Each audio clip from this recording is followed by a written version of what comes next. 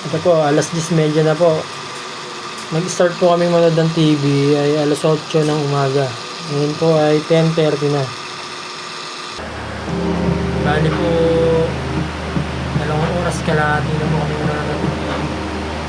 Ito pa rin yung charge po sa solar. Ayos pa rin siya, 12 volts to 20.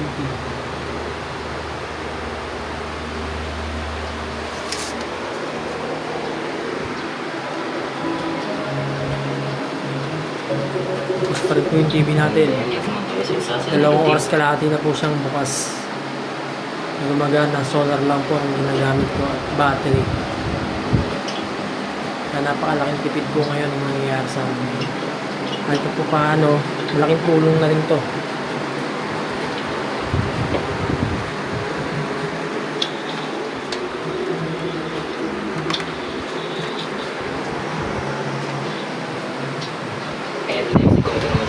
Yung charge ng battery ko